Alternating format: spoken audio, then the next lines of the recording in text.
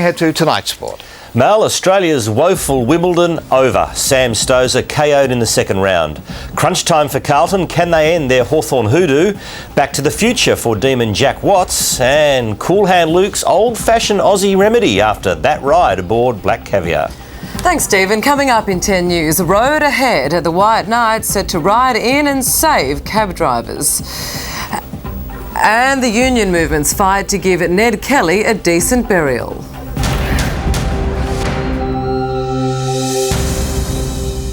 Hi, I'm Ian Cohen, part of the only commercial TV news crew travelling all the way with the Tour de France right here to the finish in Paris. We'll have the latest on Australia's team, Orica GreenEDGE and Cadel Evans' title defence. Join me each night, 10 News at 5.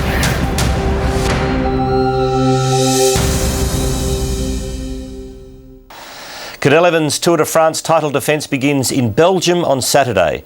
An Australian team will also be competing for the first time with GreenEDGE saddling up. Reporter Ian Cohen is covering the race for 10 News and caught up with a veteran Aussie rider who just keeps on pedalling.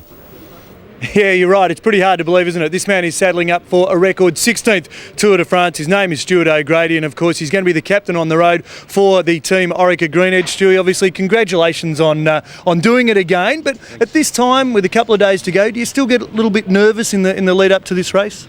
Not really nervous yet, but I guess you know you're at the Tour de France. The circus has already begun. You know, there's a lot more people around than the normal bike race. So just excited. The boys are working hard in the hotel car park here in Liège. Obviously, the mechanics working on the bikes. You're staying in the same hotel as Team BMC, Cadel Evans' team. Have you bumped into Cadel in the corridor? Is there a feeling that maybe you can do it again? He really has stepped it up a notch. He's won the Tour, and I think that belief in yourself, that's certainly a big attribute to have coming into the Tour de France. Defending champion, he's got a great team around him. Brad Wiggins has obviously got the credentials for this year, but again, the Tour de France is a 3-week epic adventure and anything can happen and normally does. Stewie, appreciate your time. Good luck starting Saturday. Thank you very much. Stuart O'Grady, the man, the veteran that is fronting up for the 16th time here for the Tour de France. He'll be leading the charge for Team Orica GreenEDGE. Adelaide's Stuart O'Grady will lead Australian team Orica GreenEDGE in its first Tour de France beginning in Belgium on Saturday. Reporter Ian Cohen is covering the race for 10 News and he caught up with the great man. Yeah, you're right. It's pretty hard to believe, isn't it? This man is saddling up for a record 16th Tour de France. His name is Stuart O'Grady, and of course he's going to be the captain on the road for the team Orica GreenEDGE. Stewie, obviously, congratulations on doing it again. But at this time, with a couple of days to go, do you still get a little bit nervous in the lead up to this race? Not really nervous yet, but I guess you know you're at the Tour de France. The circus has already begun. You know, there's a lot more people around than the normal bike race. So just excited. The boys are working hard in the hotel car park here in Liège. Obviously, the mechanics working on the bikes. You're staying in the same hotel as Team BMC, Cadel Evans' team. Have you bumped into Cadel in the corridor? Is there a feeling that maybe you can do it again? He really has stepped it up a notch. He's won the Tour, and I think that belief in yourself, that's certainly a big attribute to have coming into the Tour de France. Defending champion, he's got a great team around him. Brad Wiggins has obviously got the credentials for this year, but again, the Tour de France is a 3-week epic adventure and anything can happen and normally does. Stewie, appreciate your time. Good luck starting Saturday. Thank you very much. Stuart O'Grady, the man, the veteran that is fronting up for the 16th time here for the Tour de France. He'll be leading the charge for Team Orica GreenEDGE.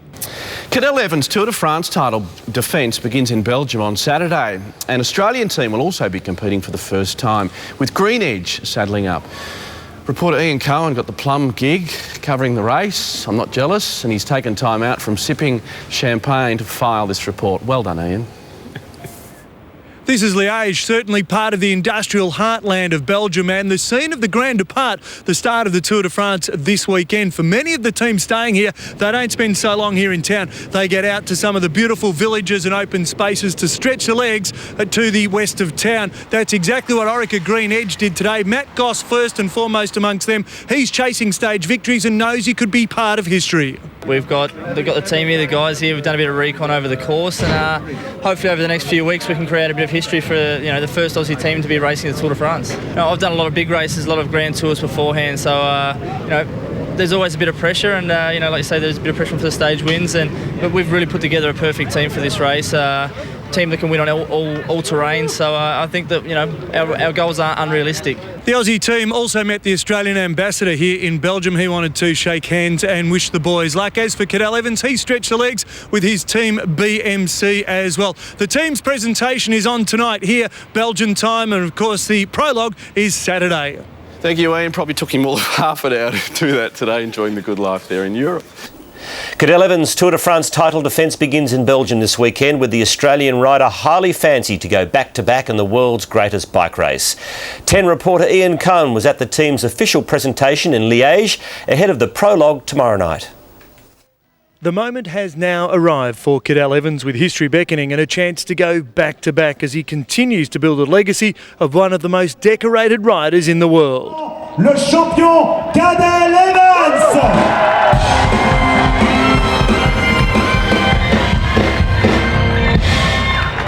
His BMC team was the last presented, but his chances are considered first rate. Still satisfying to think back 2011 we did it, but that's history now, and yeah, we look for 2012 and of course to repeat, ultimately to repeat.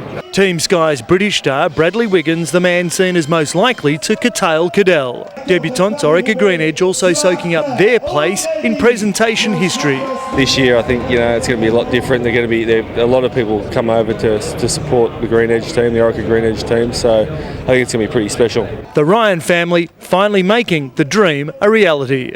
Oh, very exciting, just to see the boys ride up on stage, to see the new outfit, and very proud. Hosting the start of the Tour de France is worth millions of euros to Liège, and they certainly come out in numbers to support the race. There's 198 riders, including 12 Australians, and yes, there's already plenty of local support for them.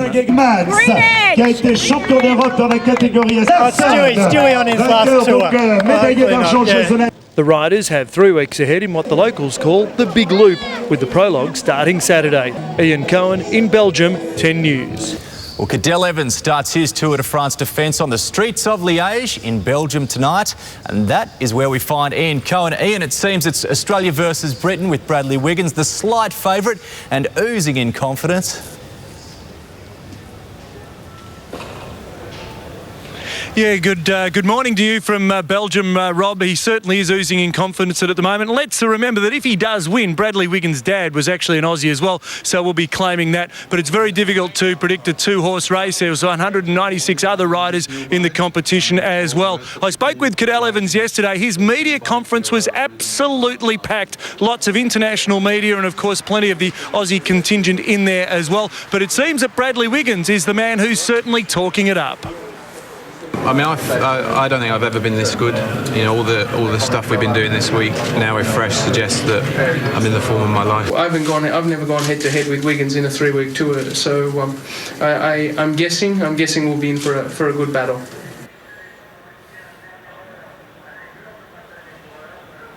So they're the two that the bookies are certainly favouring at the moment, but it is certainly wide open. Let's have a look at the Australian team, Orica GreenEDGE, the team that the Prime Minister calls the Golden Dozen, the Golden 12. They're hoping to maybe snare a couple of stage wins, maybe get Matt Goss in green, and Simon Gerrans is always a danger. Our days will come once the GC has settled down a little bit, and like I said, a few more opportunities arrive for the breakaways.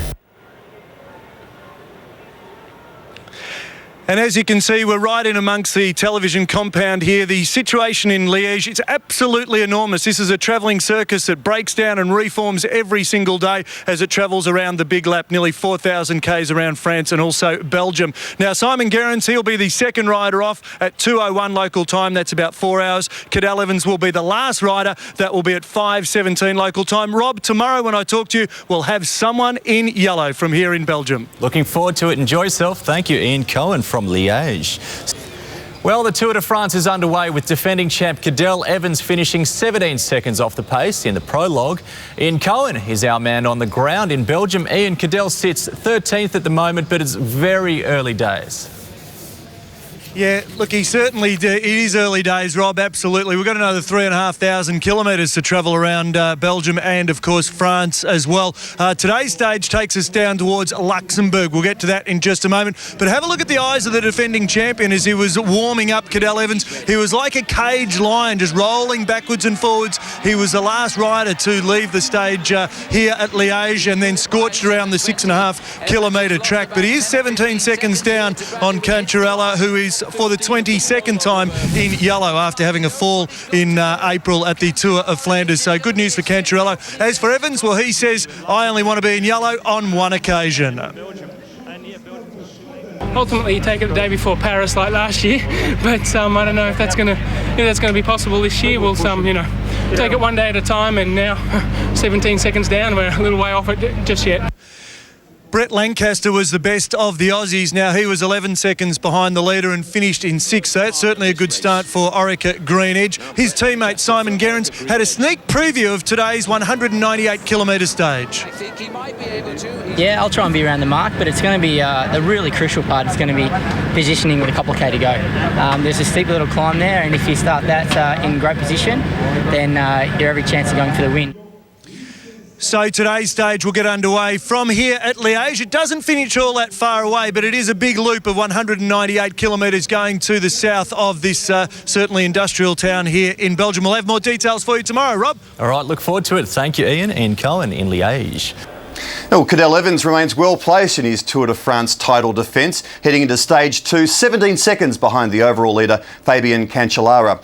Reporter Ian Cohen joins us from Visa in Belgium now, and Ian, Australia's team GreenEDGE is eyeing its first ever stage win tonight.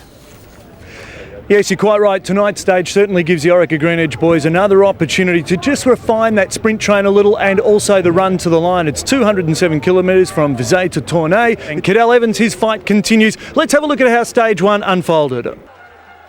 The 198-kilometre stage through Belgium looked hard enough, and that was without the man-made obstacles. There was a bottle, in fact, and he just manages to correct it. For the most part, Cadel Evans kept out of trouble. Not so compatriot Michael Rogers, who was involved in the first of 2 crashes. The second, caused by a spectator, turned very amateur photographer. He should not have been there. Australia's cycling team GreenEDGE picked up its first points in the intermediate sprint. Matt Goss may have got it on the line there, not great, but Matt Goss, the Orica GreenEDGE. It was a bit of a test of the waters, I guess, to see who was going for the intermediates, and all the main rivals for the sprints were having a go there, so it was nice to get the better of them. There were plenty of superhuman performances on stage 1 as a breakaway group of 6 moved more than 4 minutes clear before the peloton declared war. I'm not sure whether that's one of Napoleon's old soldiers who got left behind. The breakaway caught 10 kilometres from the finish as Tour debutant Peter Sagan claimed victory. And Sagan is coming clear to get his first stage win at the first attempt. Fabian Cancellara remains in yellow, 17 seconds ahead of 8th placed Evans. Luke Schneider, 10 News. Channel 10's Ian Cohen is in Vizay and joins us now with a little bit of a delay. Ian, there seems to be a great crowd there. How's the vibe? Oh, look, the vibe is amazing, Carrie, and you're quite right. The great crowd. People turn out in huge numbers. And when I say they turn out, there's 800,000 to 1 million people line the Tour route every single day. It's almost dangerous driving through them. You've sort of got to weave and turn. For the riders, obviously, they certainly have to watch out as well. But it's like 8 or 10 MCGs full of people all the way along. And there's a whole parade that goes in front of the riders, goes 2 hours in front, 180 vehicles in that. They throw out 15 million free things as well. So all these people line up there and they get hats and scarves and coats and everything else like that. It's an amazing, crazy place, like Moomba on steroids in front of the riders. Now, Coach, I'm getting the impression this is a big deal now. Can Cadel go back to back? The pressure's on. How's he going?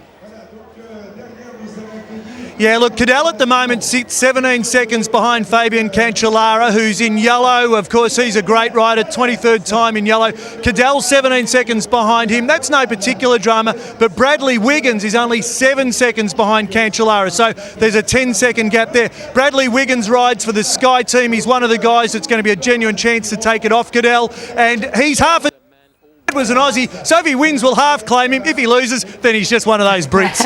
Well, we're all behind him back at home, Koza. Thanks so much for your time.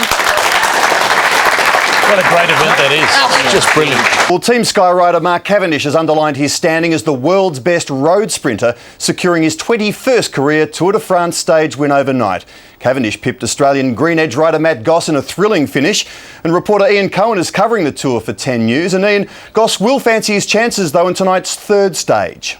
Yes, tonight's stage 3, is one that the Orica GreenEDGE boys put a whole lot of reconnaissance into just to try and get it right. They reckon Matt Goss might be able to go one or maybe even two better than he did on stage 2. It's 197 kilometres from Orica to Boulogne-sur-Mer on the French seaside. That's where the Channel Tunnel goes across to England. But first up, let's have a look at stage 2. With the wounds from stage 1 on show, riders enjoyed a trouble-free day tracking 207 kilometres across Belgium. The relatively flat stage expected to favour the sprinters, including the great Mark Cavendish and his number one fan. Well, there we go. And we're talking about the man from the Isle of Man. A breakaway of 3 skipped more than 6 minutes clear, but the trio was always looking in the rearview mirror. Dressed in yellow, overall leader Fabian Cancellara gave bottleneck a new meaning. No panic at all on the Fabian Cancellara Express. Defending champ Cadel Evans and the peloton limbered up for the run to the line, reeling in the breakaway with ease. The sprint finished with a familiar ending. A final kick by Mark Cavendish. Is the missile going to hit his target for the 21st time? And yes, he does. Cavendish outlasting Andre Greipel and GreenEDGE rider Matt Goss. Good start, I guess. Not ideal. Would have been nice to have ticked off jumped a couple of steps higher on the podium. Little movement at the top. Cancellara stays in yellow. Evans still 17 seconds behind in 8th spot. Luke Schneider, 10 News. So Mark Cavendish, the man from Manx, still proving he's the fastest man on the planet. Cadel Evans, well, he's still sitting sort of one out and one back, but the title defence is alive and well. Let's see what happens on stage 3 tonight. Well, the good news is Ian Cohen joins us now. He had to go and get another glass of champagne, but he's over there and we're going to get the latest on the Tour de France. Ian is standing by. Ian, very nice of you to take some time out from eating cheese and sipping champagne. Before we get on to your junket, how are the Aussies going in La Tour?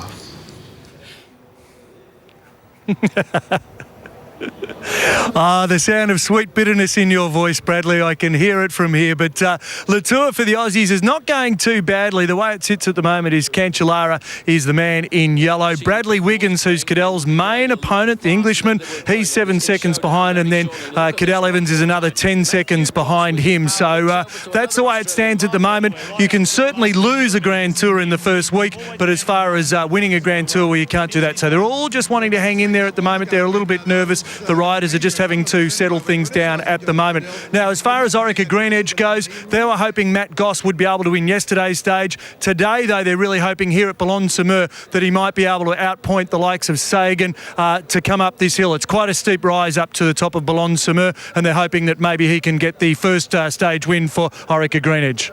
Cozy, we're hearing all sorts of things about what you're getting up to over there. How are you settling into the French lifestyle?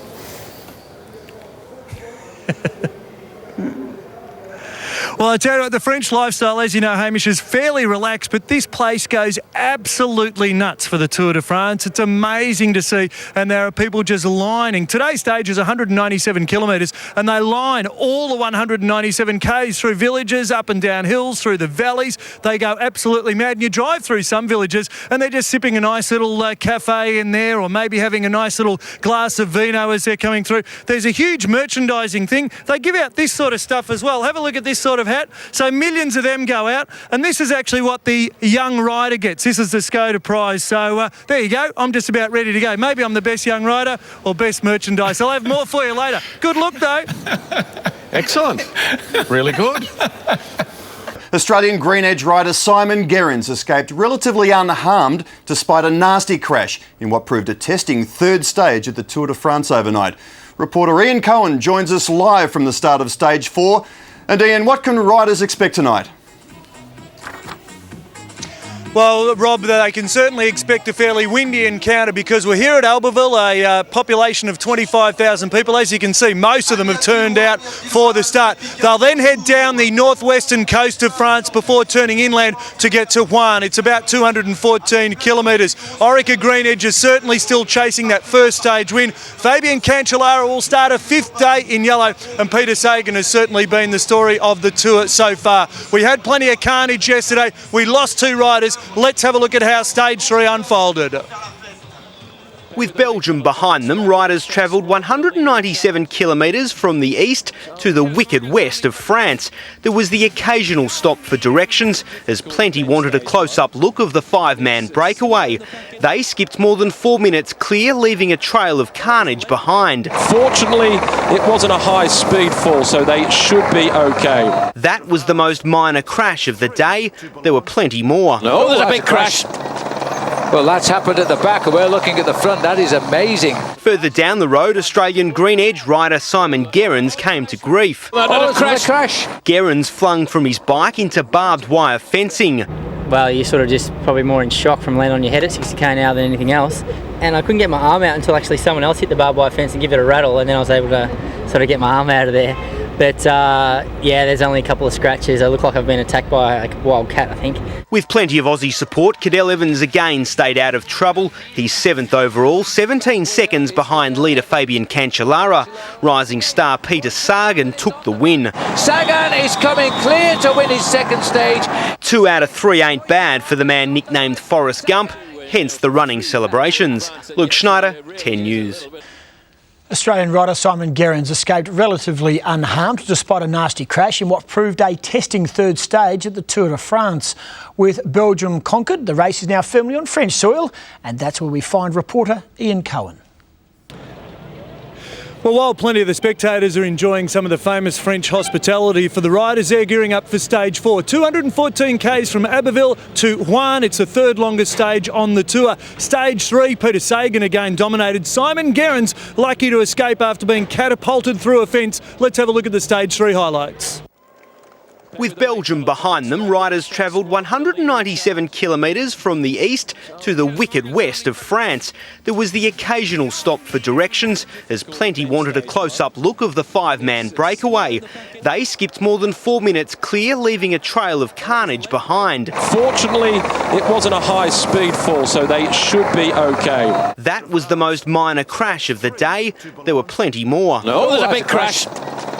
Well, that's happened at the back, and we're looking at the front. That is amazing. Further down the road, Australian GreenEDGE rider Simon Gerrans came to grief. Oh, crash. Gerrans flung from his bike into barbed wire fencing. Well, you're sort of just probably more in shock from landing on your head at 60k now than anything else. And I couldn't get my arm out until actually someone else hit the barbed wire fence and give it a rattle, and then I was able to sort of get my arm out of there. But yeah, there's only a couple of scratches. I look like I've been attacked by a wild cat, I think. With plenty of Aussie support, Cadel Evans again stayed out of trouble. He's 7th overall, 17 seconds behind leader Fabian Cancellara. Rising star Peter Sagan took the win. Sagan is coming clear to win his second stage. 2 out of 3 ain't bad for the man nicknamed Forrest Gump, hence the running celebrations. Luke Schneider, 10 News. So Fabian Cancellara still the man in yellow. He's still got that 7-second buffer to Wiggins, and then Cadel Evans 17 seconds in arrears. But it's early on. It's only the first week of the Tour de France. Cadel Evans remains well placed in his Tour de France title defence, staying well clear of the Stage 4 carnage, which saw Sprint King Mark Cavendish come to grief. Reporter Ian Cohen is covering the Tour and finds himself in the north of France. Ian. Yes, you're right. This is the town of Rouen. At one time, it was called the town of 100 steeples by Victor Hugo, and you can see exactly why. It's got the rare privilege in this Tour de France of hosting a start and also a finish. Today's start right here will then head 196 kilometres almost due east to end up at St Quentin. Again, it's going to be a fairly flat stage and one for the sprinters. Now, there was a couple of sprinters came down at the finish yesterday. That was coming into town on this side, and just inside the 3K mark, a few of them went down, including Mark Cavendish. Let's have a look at the Stage 4 highlights. The northern coast of France provided a picturesque backdrop as the 215-kilometre fourth stage saw riders make their way from Abbeville to Rouen. A three-man breakaway skipped 8 minutes clear of the field, and while the peloton chased hard to eventually bridge the gap, these two clearly had a better plan. Well, everybody getting into the excitement. Cadel Evans continues to stay out of trouble in his quest for back-to-back yellow jerseys. Rain began to fall 50 kilometres from the finish line. It caused a few minor hiccups, and one major one. Oh, they've gone down. Again, Mark Cavendish has gone down. Cavendish is in the middle of that one at the moment. Sprint king Mark Cavendish able to dust himself off after the crash 2.7 kilometres from home. It left Andre Greipel to take stage 4 honours. Right, Greipel has won this. Pataki can't go round him. Greipel, Pataki on the line. No, it seems to be a bit of a common thing. There's a crash in the last few kilometres. Unfortunately, I think it was only 1 or 2 positions behind me, and I seen the guys go down. You know, at the end of the day, we picked up some more points, and the guys rode well. So it seems there's still a few nervous riders in the peloton. As for Evans, Cadel, well, he's still 17 seconds in arrears. The Tour de France will have more for you tomorrow night. There's been some pretty big developments tonight with regards to one Lance Armstrong. This has been a huge story, we know that, and it's taken a real twist, and it also involves Cadel Evans' right-hand man, George Hincapie, as well. He, along with 4 others, are allegedly willing to testify that they doped with Lance Armstrong. Ian Cohen joins us now from the Tour de France, where Hincapie is currently riding. Ian, what's prompted this stunning turn of events? Brad, it's been an amazing morning because we woke up obviously to the news that a Dutch newspaper had gone public with this, and it may well rock not only the Tour but certainly Cadel Evans' hopes of a title defence, because George Hincapie has ridden 19 tours. He's been doing it for 19 years, and he rode each of Lance Armstrong's wins. He also won with Alberto Contador, and he won with Cadel Evans last year. He's like a bodyguard, a right-hand man, George Hincapie. He's certainly a veteran of the Tour, and he knows exactly how to try and keep his main man safe. So this is certainly going to have an impact on Cadel Evans. Now, Jonathan Vorter, who was the general manager of Lance Armstrong's team, he issued a statement at the start of today. We're at the finish at St Quintin at the moment, but he issued a statement at the start saying that really there was no truth to it at all. There was no 6-month deal done, and they're completely denying anything like that at the moment. At this stage, Hincapie's been very quiet, had said nothing. So too the other riders, and obviously for Cadel Evans, he hasn't said anything about it either. So, Ian, that's all about Lance Armstrong and the Tour, but on a very personal level, Cadel Evans' Olympic plans have been thrown into disarray.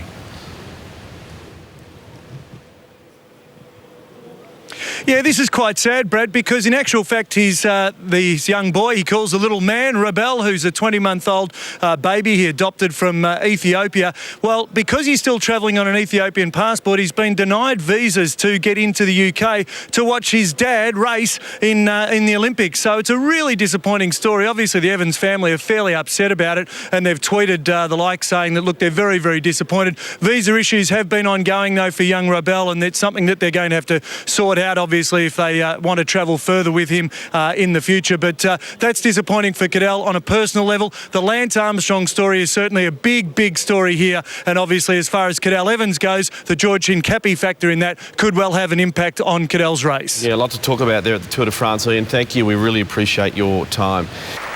Australia remains a realistic chance of winning the Tour de France yellow and green jerseys, with Cadel Evans and sprinter Matt Goss both well placed after 5 stages.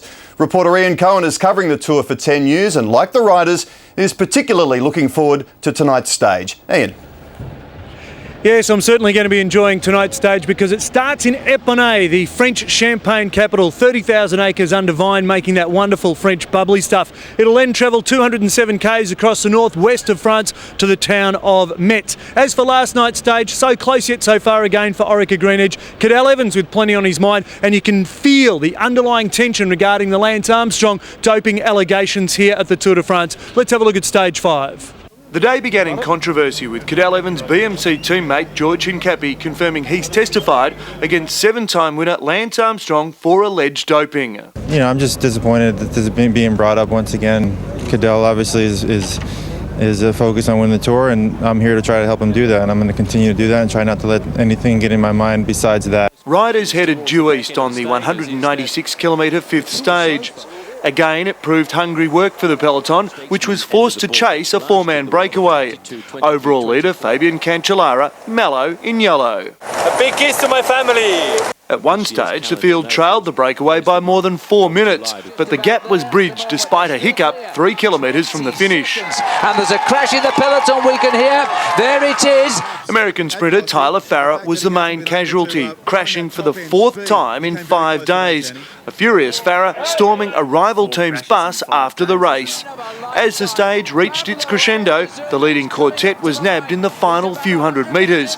GreenEDGE rider Matt Goss within a whisker of the stage win. This is Matt Goss who pushes his way to the line. Greipel kicks again. Cavendish, Greipel, Goss, and they were the order over the line. And very shortly we'll be getting into the hills. That's coming across the weekend. We'll have more for you from the Tour de France. The Tour de France hits the hills tonight with Cadel Evans expected to make a move. Ian Cohen is our man in France. And Ian, after a handful of stages, the sprinters, this really should be the one to test Evans. Yeah, bonjour to you, Matt. You join us in a suburb of Nancy, of course, that town famously on the end of the N4 out of Paris to the eastern side of France. And the suburb is Tomblaine. As you can see, the crowd is already gathering in behind me. They've got 199 Ks and it is going to get a little bit lumpy today. The mountains are going to come into play. Let's have a look at yesterday's stage, though, overnight Australian time. And this guy, well, he was more interested in splashes rather than crashes. But unfortunately, we did have a big crash on the way through yesterday, and that took out a couple of the key names in Ryder Heiserdale and also Frank Schleck. They certainly lost a fair bit of time. Cadel Evans' BMC team, well, they've been keeping him nice and dry. They've been keeping him safe, and when I spoke to him, he said that the mountains are going to be his time to shine. That's where he wants to make an impact. Normally the first mountain sort of gives a good indicator of who is climbing well and therefore who will be there for also the other mountain. But also for me it's maybe an opportunity to make some time, hopefully. That's ultimately, it's going to be an interesting race. But it wasn't all good news for the Aussies. Orica GreenEDGE, Matt Goss was again so close yet so far. Andre Greipel's team had told them on the road that they weren't going to sprint. In the end, that was a bluff. Peter Sagan has certainly been the story of this tour. But as for Matt Goss, he admitted that he went too early. He went at the 200-metre mark, and he was obviously very frustrated with his efforts. So I pulled alongside Greipel. Started going to beat on the wheel for 100 metres and he stepped straight off Greipel and went straight past, and I missed time in the sprint. I stuffed it up. We've got 199 Ks to go from here at Tomblaine. We're going to a place called La Planche de Belles Filles, which is basically translated as the board of beautiful girls. So let's hope that we might find something interesting there. As far as the stage behind me, you can see the riders will be signing on there very shortly, and then they'll be getting underway for their 200-kilometre jaunt. But the mountains are in play. I'll have more details tomorrow. Thank you very much, Ian Cohen. We'll leave you with those beautiful girls there in France. Cadel Evans has moved up to second in the Tour de France after the first mountain stage. Ian Cohen is covering the race in France. And Ian, his main rival, Bradley Wiggins, is now the yellow man leading the way. Yeah, good morning to you, Matt. You're coming to us from the city of Belfort, which is right over in the east of France. And you're right, Bradley Wiggins is the man in yellow. The race is on in earnest between Wiggins and Cadel Evans now, and they're going to be going head-to-head for the next couple of days. But on stage 7, it was a couple of Aussies that helped undo Cadel, with Richie Porte and also Michael Rogers on the front of the Sky team and really helping Bradley Wiggins work hard. Now, the final climb they came to, Cadel Evans had to work pretty much isolated by himself. It was a monstrous climb, almost 20%. I tried to walk back down the hill and almost stumbled and fell over. It was like a wall. Chris Froome was the man who won. A perfect day for Sky Racing. And as far as Bradley Wiggins was concerned, well, he was paying tribute to his Aussie teammates about being in yellow. You know, the goal this morning was to just use Mick and use Richie as long as possible. And I didn't think we'd get rid of Cadel on such a short climb. Just fights all the way. And so the priority today was to not lose any time to Cadel and take the jersey, which we did. And obviously Chris won the stage as well. So great day. It's a childhood dream of mine, really. Now I'm here in this position. It's great. So there you go. I told you he was pretty happy about it. We go from Belfort today to Parentier. It is 157 kilometres. There's 5 climbs in it. One's a Category 1, so they're going to be up and down hills all day long. It's going to be some pretty heavy weather too. The rain has been around today. We'll have more details for you tomorrow. It's on for young and old. Looking forward to it. Thank you very much, Ian Cohen there in France.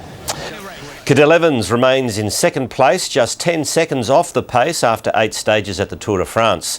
Evans trails Bradley Wiggins, but he's hoping to snatch the yellow jersey in tonight's crucial time trial. Reporter Ian Cohen is covering the tour. Yes, you're right. Tonight's stage is what the riders call a test of truth, a 41.5 kilometre time trial to Besançon in the east of France. The first rider will leave the ramp at 9:45 local time. They'll then go in 2-minute increments until the last 20 riders, who have a 3-minute gap. Cadel Evans and Bradley Wiggins expected to feature prominently. They pretty much rode together from France into Switzerland on stage 8. Let's have a look at the highlights. Stage 8 from the east of France into Switzerland was always going to be brutal. Sammy Sanchez's pain coming even before the mountains. The reigning Olympic champion out of the tour. But Sanchez, well, he's in tears. Yellow jersey leader Bradley Wiggins continues to get a helping hand from his team Sky, while the thin mountain air clearly does some strange things to people in this neck of the woods. Even the horses have issues. Well, at least they've got it right, Paul. It just reflects on the fact Swiss timing as well. The youngest man in the field, Thibaut Pinot, timed his run to perfection, breaking free to claim the stage win, much to the delight of his enthusiastic team manager. Cadel Evans attempted to bridge the 10-second gap to Wiggins. Now that is an incredible move by Evans. But he was caught in the final stages, sharing the same time as Wiggins, despite finishing outright second. But obviously Sky have showed for this period of the race at least that they've got the team in the mountains at full capacity. I think for the win I can't go past Wiggo or Cadel. I think it's going to be a two-man bike race for the GC and also for tomorrow. So the general classification, the yellow remains about the same, but tonight it is going to hurt. It's the time trial. Cadel Evans has vowed to fight to the end despite a disappointing time trial overnight. Evans remains second overall at the Tour de France, but he now trails Bradley Wiggins by almost 2 minutes, heading into a much-needed rest day. Reporter Ian Cohen has more. Well, yes, you are right. Officially in the race book tonight is listed as a rest day, but no such notion exists because we certainly won't be putting our feet up in the hotel you can see behind us, and neither will the riders. They'll tick over 100 to 120 k's just to roll the legs over on the rest day. For Team BMC, they'll be trying to work out how to get Cadel Evans back into this race. Let's have a look at how the time trial unfolded. 178 riders took part in the time trial, but only 2 really mattered.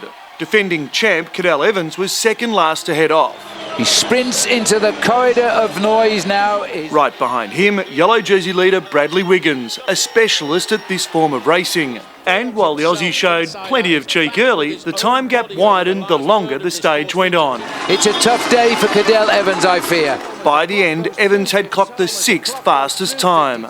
Wiggins, by far the quickest on the day, extended his overall lead to 1 minute 53. The stage victory will be for him. He's going to increase his lead tonight. I felt great today. The minute I turned the first pedal stroke on the warm-up, I was fantastic. So I knew I was on a good one. Fight till the end and don't give up. That continues, and it's not hasn't been optimal so far. The tour, and it's 153 down or something. It's not the best position to be in compared to last year. Being 2 seconds down was a lot more realistic. We don't give up, that's for sure. We don't give up. Now, while Cadel Evans is certainly disappointed, have a look at these pictures. We shot them just as his wife Chiara and his son Rebel turned up at the BMC team bus, and for Cadel Evans, his face absolutely lit up. He loves being a family man. He's relishing that. Chiara didn't want to talk on camera, but she is here just for a couple of days supporting her husband as he tries to get back into this bike race. He'll be doing so on stage 10. I'll talk to you from there.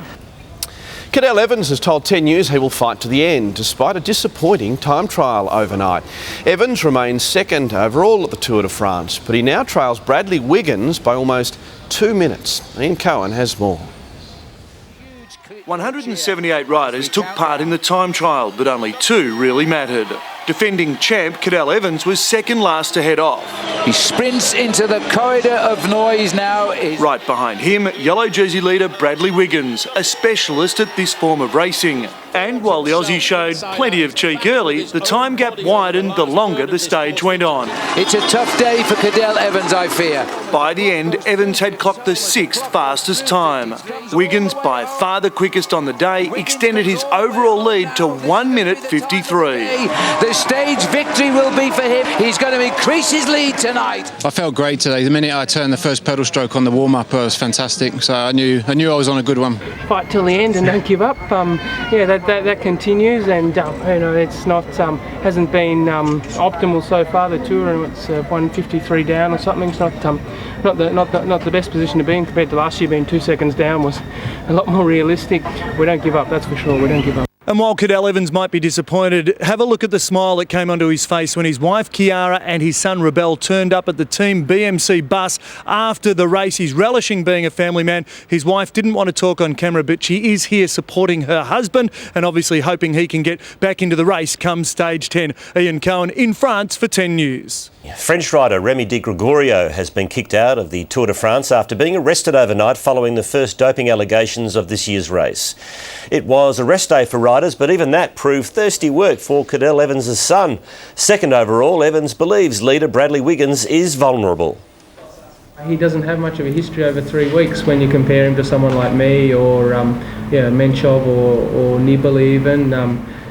Most of the other riders in the first 10. So Wiggins, we don't know.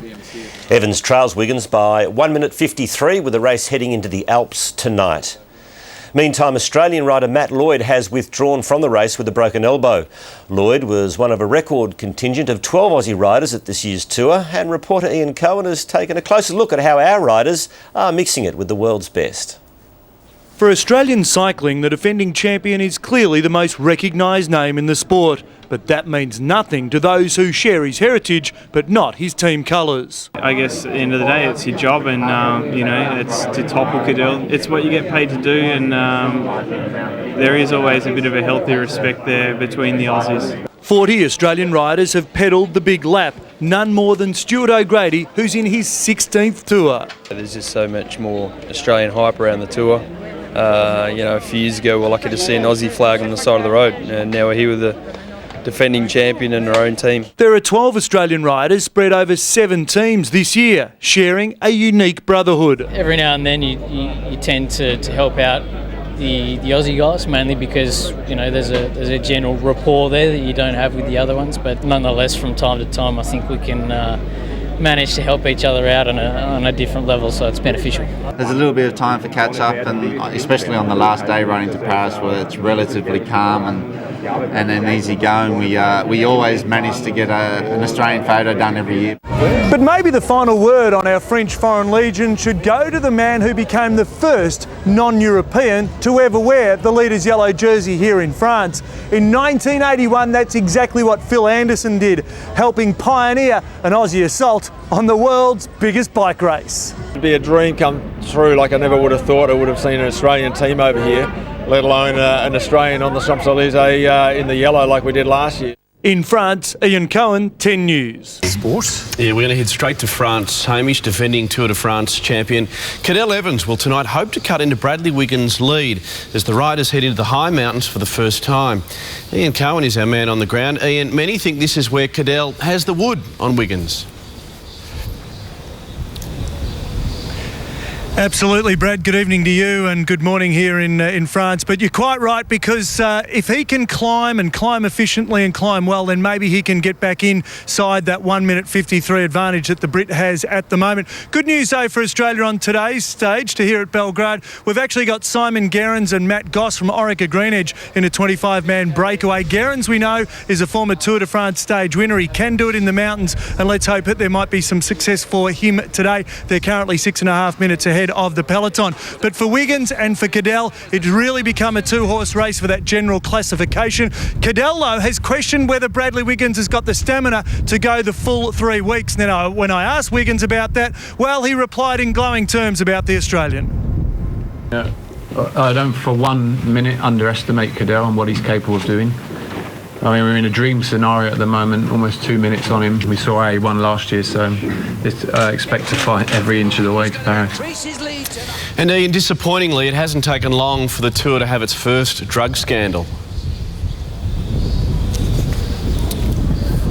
Yeah, look, this was disappointing, but most of the people on the tour have just been getting on with business. As you can see, this is the front page of the paper. It hasn't taken it all up. There's Remy over there. So it's just really a small item in the French papers and obviously for a lot of the TV networks as well. He's been a part of the Cofidis team, but police have been watching him for the last couple of years since he was with Astana. He was arrested on the rest day along with two other colleagues who weren't part of the team. But the drug scandal does just continue to roll along as a bit of an undercurrent there. Cofidis was a team that in 2007 was booted out of the tour, and Bradley Wiggins was actually a part of the Cofidis team way back then. Now, as far as that goes, well, that's certainly very, very disappointing. We're here, though, in Bellegarde. Bellegarde's one of the towns that actually bid for the race, and they pay about €90,000 to have the race here. So the people of Bellegarde are certainly enjoying it. But, Brad, I'll talk to you tomorrow night. Hopefully we might have an Aussie stage winner by then. We'll wait and see. I think you're enjoying it too. Good on you. Thanks to Ian Cohen there at the Tour de France. We'll have more sport after the break. Cadel Evans will hope to pinch some time back off leader Bradley Wiggins when the Tour de France continues through the Swiss Alps tonight. Evans failed to gain any ground on Wiggins during stage 10. Reporter Ian Cohen is covering the race, which is preparing to head through a town with some rich sporting history. Yes, you're right. Tonight's stage has certainly got a bit of an Olympic feel to it. It leaves from Albertville, the scene of the 1992 Winter Olympics. It's then got some heartbreaking climbs, including a Category 1 to finish at the top of an alpine village with only 600 inhabitants, La Tourcière. It is going to be a heartbreaker. Wait and see if Cadel Evans can make up some time on Bradley Wiggins. He couldn't do it in the overnight stage. Let's have a look at the stage 10 highlights. Day 1 of 3 in the Swiss Alps as riders made their way mostly up a 194-kilometre journey. Looks like you're in testings, doesn't it, as they start to zigzag the way around all those corners. Wardrobe malfunctions aside, it was largely a drama-free stage.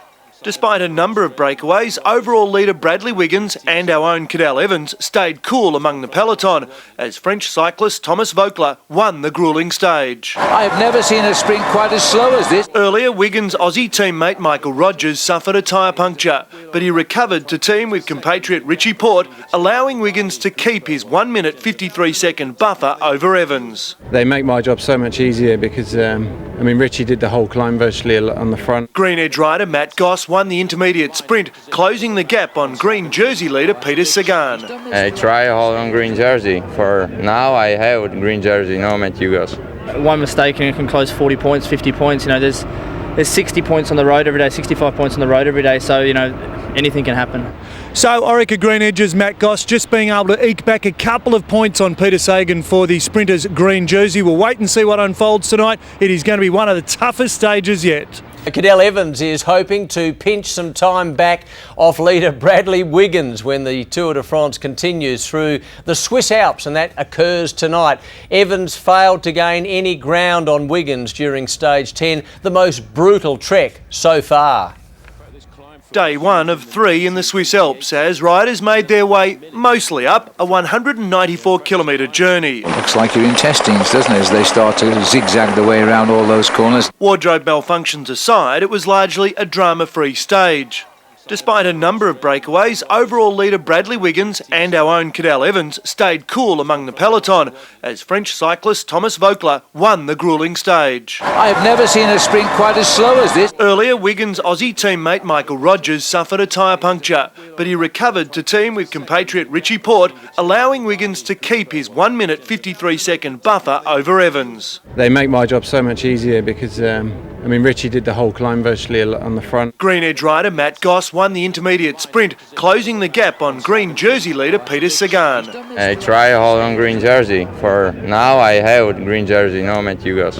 One mistake and you can close 40 points, 50 points. There's 60 points on the road every day, 65 points on the road every day, so anything can happen. Now to tonight's stage, and it starts in Albertville, the scene of the 1992 Winter Olympics. 148 kilometres later, it finishes in a tiny alpine village of only 600 people called La Tourcière. There's a couple of heartbreaking climbs on the way, including a huge incline over 9% on the way to the finish line. Can Cadel Evans make up some time on Bradley Wiggins? We'll wait and find out. Ian Cohen covering the Tour de France, 10 News.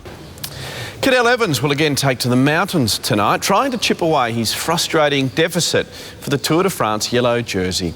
Ian Cohen is living the highs of French life over there. Ian, is tonight the night for Cadel, do you think? Well, absolutely living the highs, because we're up on top of one of two of only 5 mountaintop finishes. The mountain stage is, of course, very important to Cadel Evans, where hopefully he can start to chip into, as you said, Bradley Wiggins' lead of 1 minute 53 at the moment. He needs to get his BMC team organised. At the moment on the race, there is actually a breakaway of 2 riders, and then there's a number of different groups all the way back down to the peloton. So it's actually quite fractured at the moment, with the main heads of state, including Cadel Evans and Bradley Wiggins, 3 minutes behind the group at the moment, who is out in front. It's 148 kilometres here to the finish at La Toussier, and as far as he's concerned, he wants 2 absolute heartbreaking mountains. He wants to get the most of them, and then it's 18 Ks right up to this tiny little village here, Brad.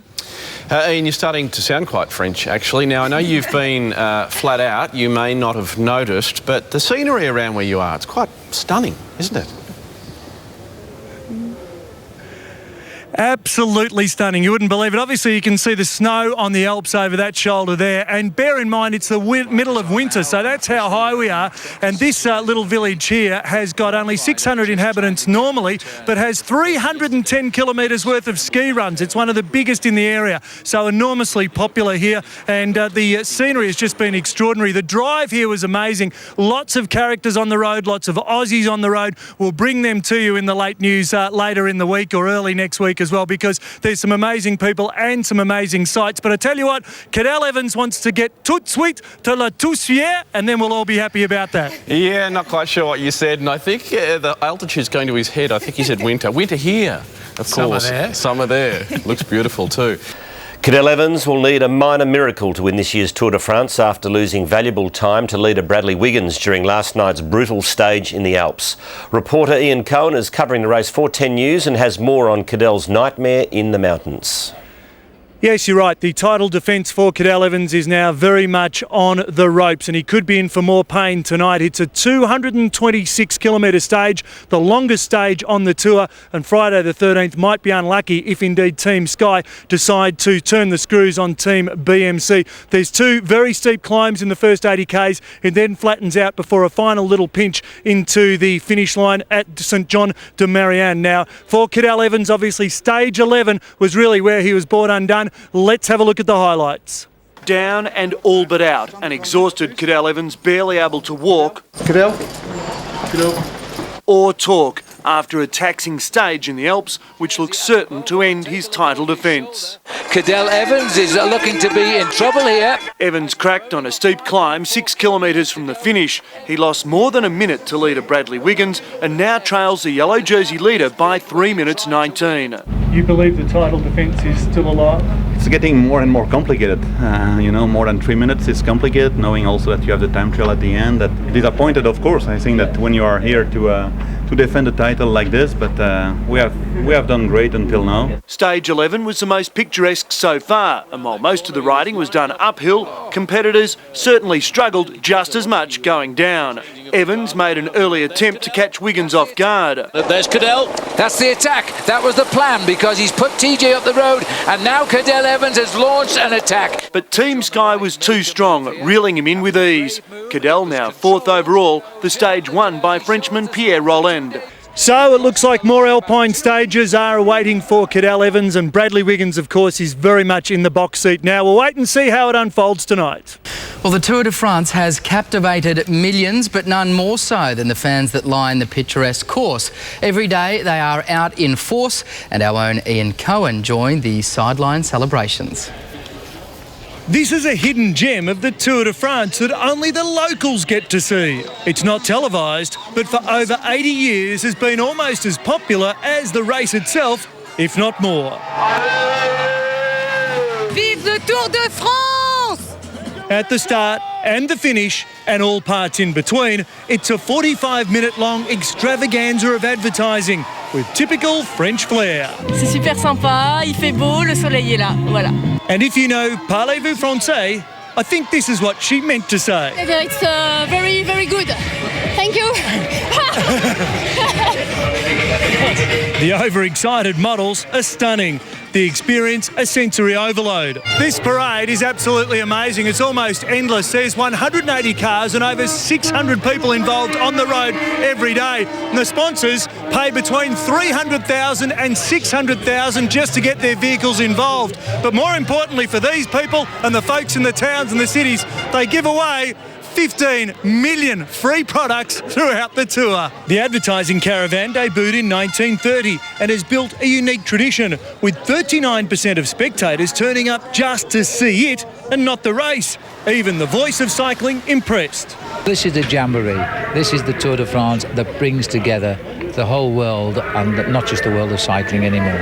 The cars and the floats and everything of all shapes and sizes doing as many kilometres as the riders and getting bang for your euro. Ian Cohen in France, 10 News. It was a day of high drama at the Tour de France, with Aussie Matt Goss stripped of points for a sprint interference at the finish. Officials ruling Goss deviated off his line in his battle for 6th place on stage 12. They say he affected Peter Sagan's chance to beat the Aussie. Definitely moved off his line there. I definitely moved in off my line a little bit, but I don't think that I stopped his sprint at all. I think it was a bit of a combination of we both had our heads down. I really didn't think it was enough to warrant a disqualification. Absolutely not. You know, the shame of it is it effectively ends the competition. That makes it virtually impossible to get back in contention. British rider David Miller won the stage, his first Tour stage win since his doping suspension in 2004. The overall standings haven't changed. Bradley Wiggins retains the yellow jersey after finishing in the peloton. So too Cadel, he's in 4th. Well, the Tour returns to the high mountains tonight, and Cadel Evans is bracing himself to somehow break clear from race leader Bradley Wiggins. Ian Cohen is our man doing it tough in France. Ian, Cadel continues to look for time, even in last night's sprinters stage. Yeah, and he'll need to find some more time, you would think, today. Hopefully he can. Today's stage runs 191 k's from here in beautiful Lamoux to across into the Pyrenees, so he glanced in there. There's 2 Category 1 climbs, and Cadel Evans will need to make his move. He tried valiantly yesterday. The final brutal climb, 30 k's from the finish line, was so tough. It was first gear for my car. That was tough enough, but Bradley Wiggins is dealing with Cadel Evans. He's treating all of his attacks pretty much with scant regard. Cadel just sort of accelerated with Jürgen, and then we came up to him, and you know the road gets quite narrow, and I think it was just more the safest place to be, because when we bunch like that, and you're on the sides, there's some crazy people out there, so I think it's just more of a safety thing rather than an attack.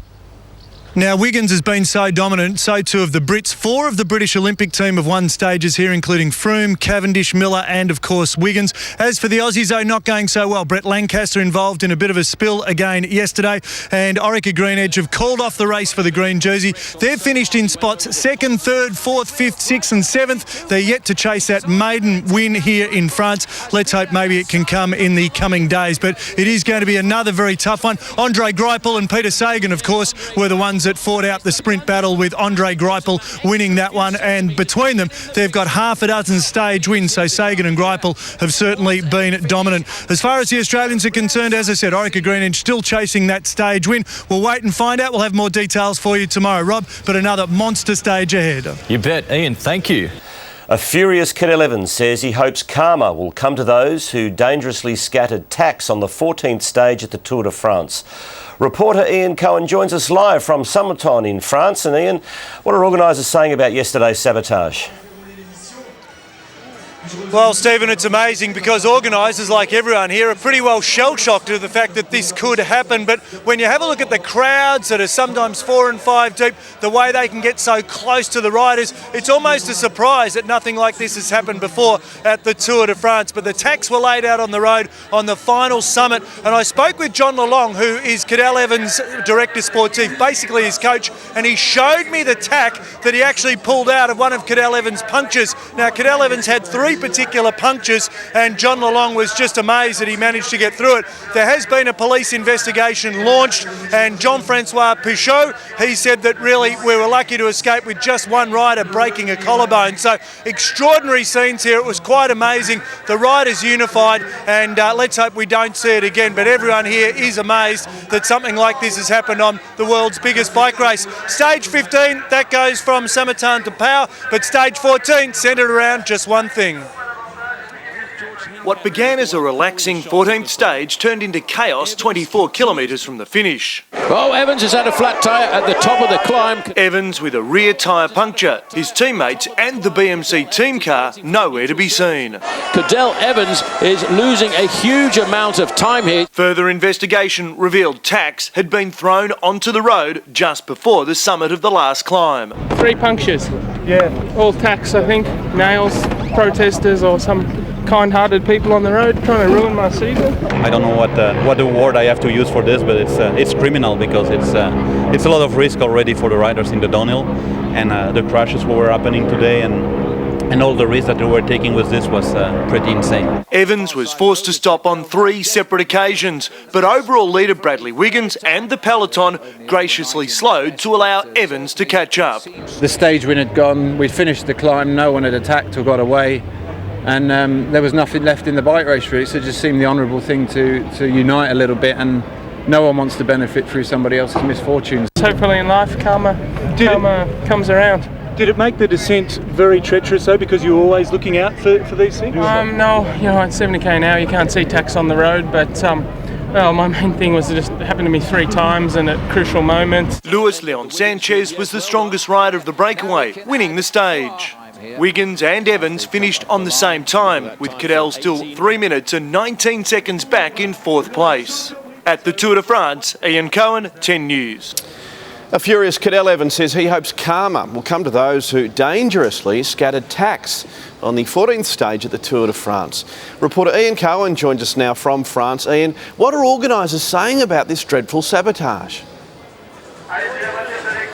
Well, Brad, organisers, pretty much like everyone here, are absolutely shell-shocked. This has happened at one of the great bike races in the world. It's almost a surprise it hasn't happened earlier, though, because the crowds get so close to the riders. They're 4 and 5 deep. A police investigation has been launched. And have a look at this vision. This is John Lalong showing me the tack that he pulled out of Cadel Evans' rear tyre on one of the punctures. Amazing scenes, and obviously all around stage 14, centred around one thing. What began as a relaxing 14th stage turned into chaos 24 kilometres from the finish. Oh, Evans has had a flat tyre at the top of the climb. Evans with a rear tyre puncture. His teammates and the BMC team car nowhere to be seen. Cadel Evans is losing a huge amount of time here. 3 punctures. Yeah, all tacks, I think. Nails, protesters or some kind-hearted people on the road trying to ruin my season. Evans was forced to stop on 3 separate occasions, but overall leader Bradley Wiggins and the peloton graciously slowed to allow Evans to catch up. So it just seemed the honourable thing to unite a little bit, and no one wants to benefit through somebody else's misfortunes. Hopefully in life karma comes around. Luis Leon Sanchez was the strongest rider of the breakaway, winning the stage. Wiggins and Evans finished on the same time, with Cadel still 3 minutes and 19 seconds back in 4th place. But as you can see, the fun of the fair continues behind me here at the Tour de France. Today's stage, Samartan to Pau, 158 kilometres. Let's hope no tacks on the road this time. Yeah, absolutely. Good evening. Thanks to Ian Cohen there live from the Tour de France. Well, GreenEDGE rider Brett Lancaster became the 3rd Australian rider to withdraw from the Tour de France overnight. Defending champion Cadel Evans remains 4th behind Bradley Wiggins, with Evans hoping the Tour's final rest day will help him recharge the batteries. Ian Cohen is covering the race. Yes, you're right. Tonight is a rest day here at the Tour de France, and for Team BMC, they're certainly going to be putting the feet up if Cadel Evans is any chance to attack Bradley Wiggins in the Pyrenees stages. There are going to be some torturous climbs, and they loom in the coming days. Cadel Evans actually didn't even speak to the media at the end of stage 15. He rode straight through to the team hotel. We're hoping to hear from Bradley Wiggins overnight, and also Orica GreenEDGE, but they had the disappointment of losing Brett Lancaster. Let's have a look at the highlights. Stage 15 took riders 158 kilometres along the foothills of the Pyrenees. There were no steep climbs to worry about, although that didn't stop spectators going up. Nice way to watch the bike race and get a little bit of attention. A five-man breakaway split, which drove the peloton bananas. Cadel Evans and Bradley Wiggins both stayed out of trouble, but pedalled at a snail's pace. Perec Fredrigo went on to win the stage. He's the fourth Frenchman to taste success at this year's race. Evans and Wiggins finished in the main group, the gap still 3 minutes 19. Aussie Brett Lancaster, retiring from the race after 3 separate crashes, eventually took their toll. Like I said, I wanted to go to Paris with Orica GreenEDGE. It's first ever thing for an Aussie team, and it's not going to happen. Australian team Orica GreenEDGE still holding out hope of claiming a stage win. The 2 stages here in the Pyrenees are very, very challenging stages, and then we'll look put someone in the break if we can, with weaning Albacino Guerin. So as Matt White said, there is certainly plenty of racing ahead. It's not going to be tonight though. We're going to have to wait until the Pyrenees for stage 16.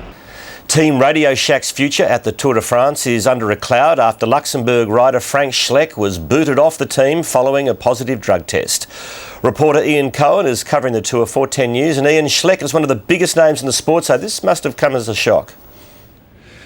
Yes, unfortunately it absolutely did. Now the news broke here around about 10 o'clock last night. It certainly hit the Tour very, very hard. Of course, everyone descended on the team hotel trying to get comment from either Frank Schleck or indeed team management. By that time he was already at the local police station being questioned, and these pictures show Schleck being whisked away. Now, to give you some background, Schleck was drug tested after stage 13 last Saturday. That was Bastille Day. The sample came back positive for zipamide, a banned diuretic which can act as a masking agent for other drugs. Riders also use it to lose weight. Frank Schleck finished third behind brother Andy and our own Cadel Evans in last year's Tour, and was 12th in the standings this year.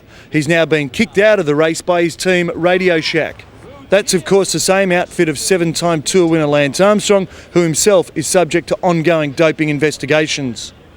Now, in terms of the race, it moves into the beautiful Pyrenees. There's 2 stages there in the coming days, but again, the Tour has been dominated for all the wrong reasons, and we'll have more for you on this breaking story in late news. I'll talk to you then. Ian Cohen reporting. Tash, we start tonight with yet another drug scandal from the Tour de France. Ian Cohen joins us from France. Ian, yet another high-profile cyclist has failed a doping test. Yeah, it's amazing, Brad, isn't it? By now you would have thought we would just about be through it, but Frank Schleck, who of course came third to Cadel Evans and behind his brother Andy just last year, has tested positive to a diuretic.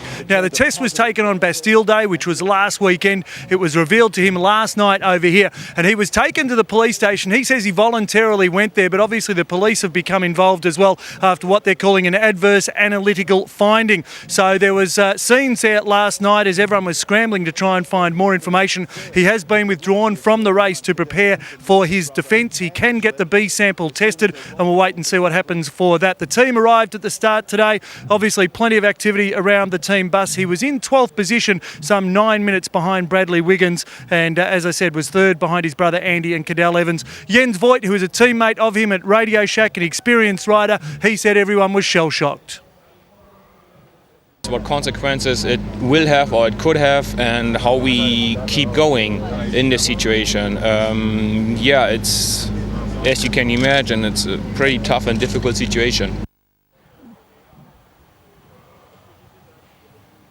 Yeah, so certainly tough for Radio Shack as well. Pretty tough for all the riders today. It's 32 degrees here at the moment. Need a surfboard, but instead we're in the Pyrenees. 197 kilometres is today's stage. There's a couple of Category 1 climbs, including the famous Col de Tourmalet. As far as the riders are concerned, they reckon it is absolute torture. Have a listen to Simon Gerrans. Well, I find the Pyrenees much tougher than the Alps, actually. They're generally quite a bit steeper. As a mountain range in general, but at the same time you get plenty of support. A lot of the Basque fans come up to the Pyrenees, so there's great crowds to support along the way. So will Cadel Evans attack? We'll wait and find out. Bradley Wiggins, of course, is the man in yellow. Brad, I'll talk to you tomorrow night. Good on you, Ian. You can look for the surf. You're not going to find any. Ian Cohen reporting there from France. Cadel Evans' dream of back-to-back Tour de France titles ended with stomach cramps in the Pyrenees last night. Ian Cohen is covering the race for 10 News, and Ian, things won't get any easier for Evans tonight. Yes, you're right. There's going to be more pain in the Pyrenees tonight as the riders travel through beautiful villages like this and then up some heartbreaking climbs. There are 5 absolute monsters in tonight's stage. How's Cadel Evans going to go into them? Is he going to put the feet up on the handlebars? Who knows, because he got smashed by Bradley Wiggins yesterday. He has declared that his tour is over and the title defence is finished. Oh yeah, I think I had a few stomach issues just before the race, and when you have it 2 hours before the race, there's not a lot you can do. I didn't think it would affect me in the race, but obviously that's not my normal level, and it's pretty much Tour de France over for me. You have to be optimistic, but also you have to be realistic. And obviously this year things haven't been coming together. The year's not over, but certainly the retirement present I want to give to George Hincapie this year is the hope and wish for that is. Okay, thank you very much. Thank you. And you heard it's a lot of traffic. We have to leave. Yeah. Thank you, Cadel. That last voice you heard is George. He's BMC's media manager and he's hardly away from Cadel Evans at any time. BMC, though, they knew the writing was on the wall. Maybe the heat was getting to him, but I mean, he looked fine up until the Aspen, and then on the Aspen he just started getting dropped. OK, let's get to the racing and have a look at stage 16. Cadel Evans had fought off fatigue for more than a fortnight. Last night, he finally cracked. Cadel Evans is in trouble on the penultimate climb in the Pyrenees. Evans' BMC teammates tried in vain to salvage the title defence. They helped him bridge the gap to Bradley Wiggins once, but ongoing stomach cramps took their toll as Evans was dropped again. His dream of defending his Tour de France championship from last year will go out of the window in the Pyrenees. 30-degree temperatures affected spectators and competitors alike. Frenchman Thomas Vogler won the stage, Evans finishing well back. He's now 7th overall, 8 minutes and 6 seconds behind Wiggins.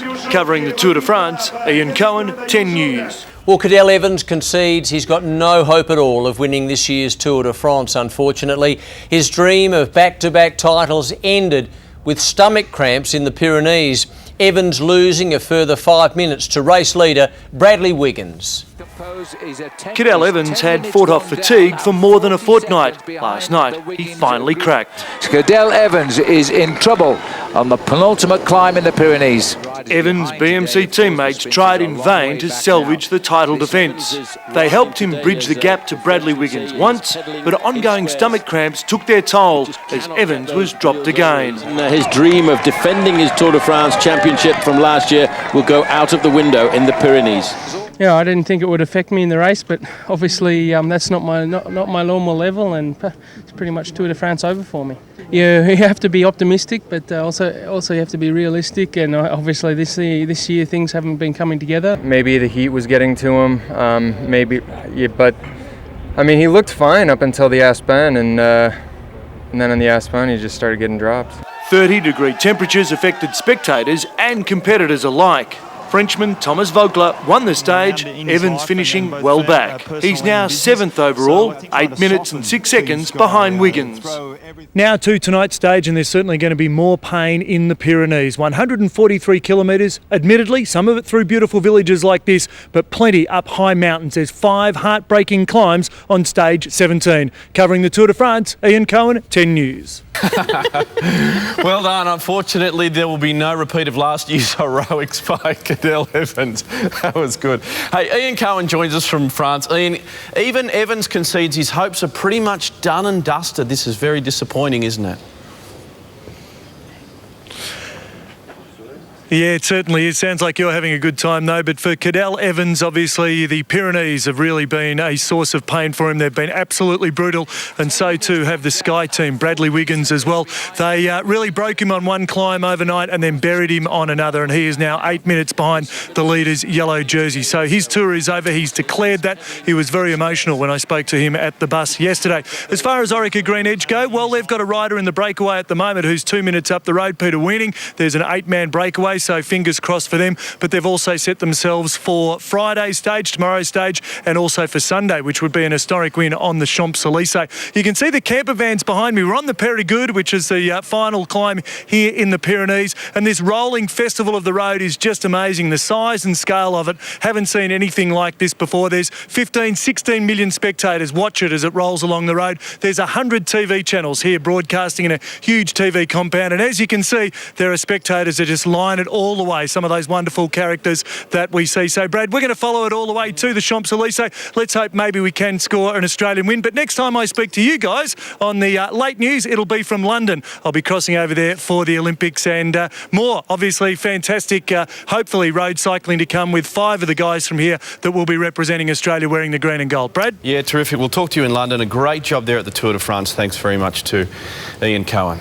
Bradley Wiggins all but wrapped up the Tour de France last night, tightening his grip during a brutal mountain stage. Reporter Ian Cohen joins us live from France. Ian, Cadel Evans is 7th and out of contention, but can we now claim Wiggins as one of our own? Stephen, nothing like a bit of late bandwagon jumping, is there? But you're quite right. Bradley Wiggins is half Australian. His father, Gerry, was actually a 1 kilometre time trial specialist back at home, won the national title there, then came here to Europe and raced in the 6-day classics.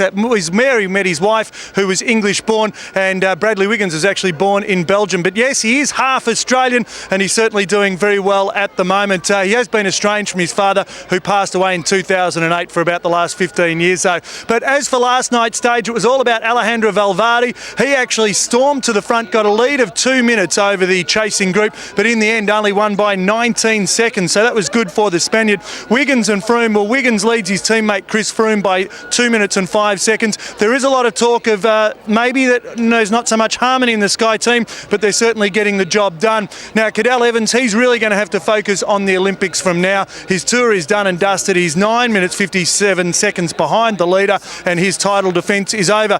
Bradley Wiggins, of course, is accepting all of the plaudits. He's been in yellow now for a very long time. Sky have been super dominant, and when I spoke to him at the end of yesterday's stage, he admitted to me that it was for the first time that it actually sunk in that he was going to be the Tour champion.